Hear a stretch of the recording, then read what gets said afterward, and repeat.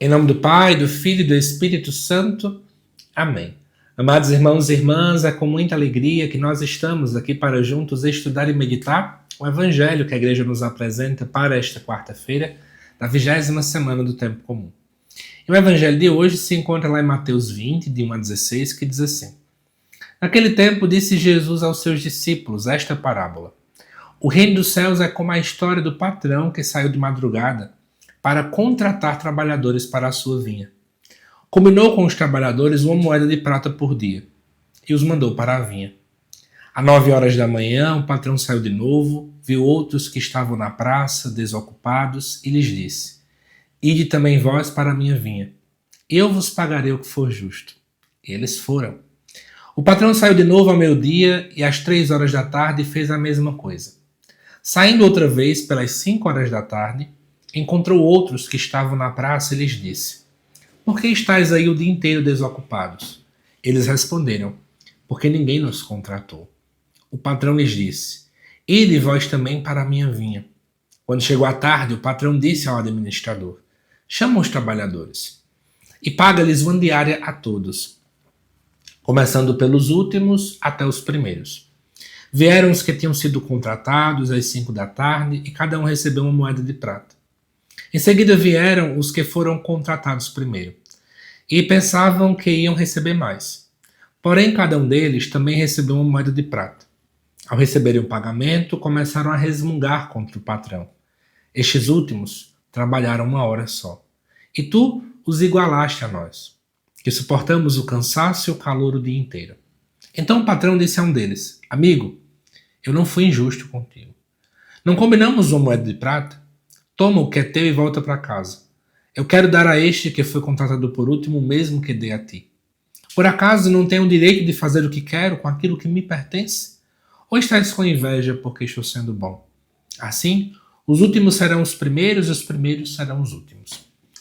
Amados irmãos e irmãs, essa parábola que Jesus conta no Evangelho de Mateus capítulo 20, ela traz para nós alguns ensinamentos. Eu anotei aqui 4 para que a gente possa refletir nesta quarta-feira. A primeira coisa é que Deus chama cada um no tempo que Ele quiser. A parábola mostra que, no decorrer de um único dia, Deus chama pessoas diferentes em horários distintos. E aí eu lembrava, quando eu me preparava para este vídeo, que tem uma frase que as pessoas costumam dizer por aí, que é a ideia da vocação tardia. Essa expressão é exatamente tida quando mulheres tornam-se freiras muito tarde, aspas, ou padres acabam sendo ordenados muito tardes. Mas, na verdade, quem é que disse que Deus demora a chamar? Deus chama cada um no tempo certo. Deus sabe a hora certa de fulana tornar-se freira, fulano tornar-se padre. Não existe vocação tarde. Pode existir uma vocação não respondida, mas toda vocação ela acontece no tempo certo. Então, acho que a primeira coisa que a gente tem que pensar é sobre isso. Deus chama cada um no tempo que Ele quer. Talvez Deus está te chamando agora, você com 50 anos para ser catequista. Você não é velho para isso, não. Talvez Deus está te chamando agora, com 40 anos, para tornar-se padre. Não tenha medo de corresponder ao chamado de Deus. Deus sabe porque Ele plantou no teu coração esse desejo. Segunda coisa, a relação de Deus não é como um contrato. Deus não é uma espécie de um contador de méritos, certo?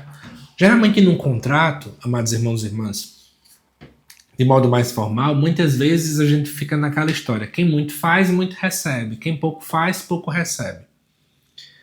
E muita gente ainda começa a vivenciar uma caminhada na igreja como se o serviço na igreja fosse uma espécie de um currículo, que eu preciso enchê-lo, tanto para que as pessoas percebam que eu enchi, quanto também porque na minha concepção, por algum motivo, a minha salvação depende da quantidade de coisas que eu faço. O que não tem nada a ver com a dinâmica daquilo que a igreja realmente nos ensina. O que Deus está para olhar é se nós estamos fazendo com amor. Se eu faço muito, se eu faço pouco, o que mais importa é a qualidade daquilo que eu faço. Eu busco fazer com amor. Eu faço apenas para aparecer. Eu me coloco no lugar do outro verdadeiramente ou é só porque eu estou com a câmera de celular ligada na minha frente? Terceira coisa, a comparação destrói a gratidão. Aqueles que foram receber o seu salário Ao invés de serem gratos, ficaram se comparando com os outros. Tá aqui um grande problema. A gente se compara tanto, mas se compara tanto, que essa comparação começa a pesar mais no nosso coração do que realmente deveria. Digo para vocês uma coisa: ocupemos mais a nossa cabeça com coisas úteis do que focando na vida alheia, do que observando se fulano teve sucesso e fulano não teve sucesso.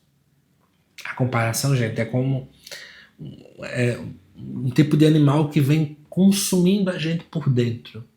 E aí, pouco a pouco, a alegria se distancia de nós. E a última coisa: a bondade de Deus, por incrível que pareça, às vezes nos incomoda. Nós podemos talvez ter uma espécie de uma síndrome de Jonas. Eu vou explicar o que é isso que eu estou querendo dizer, tá bom? Lá no livro de Jonas, Deus pede para que Jonas vá até a cidade de Nínive e ele possa pregar para o povo de lá. Só que Jonas de repente não quer ir. E poucas pessoas sabem por que ele não quer ir. Alguns acham que é porque ele tem medo, porque ele não gosta dos ninivitas, mas na verdade Jonas tinha tanta consciência que Deus iria poder perdoá-los de fato, que a misericórdia de Deus é tão grande, que Jonas, sabendo do histórico, que os ninivitas eram pessoas muito, mas muito ruins, que Jonas não quer ir lá, porque ele sabe que Deus terá misericórdia. Às vezes, a misericórdia de Deus nos incomoda, porque a gente quer que Deus trate fulano, né, com rancor, com furor. É uma perspectiva completamente errônea de nossa parte pensar nisso. Precisamos, amados irmãos e irmãs, amar a misericórdia de Deus. E daí, se Deus perdoa alguém que você tem tanto rancor no seu coração, deixe Deus ser Deus. Deus sabe o que quer fazer. É o que está aparecendo aqui no Evangelho, né? Quando, por exemplo, o próprio Jesus fala da parábola: por acaso não tenho direito de fazer o que quero com aquilo que me pertence? O amor, o perdão, a misericórdia pertence a Deus. Deixemos Deus ser Deus. Fazer aquilo que de fato Ele tanto deseja. Amados irmãos e irmãs, espero que vocês tenham gostado desse estudo e desta reflexão. Eu te aguardo nos próximos vídeos aqui do canal, para que juntos continuemos a estudar e meditar a liturgia diária aqui no canal, tá bom? Que Deus te abençoe imensamente e até mais.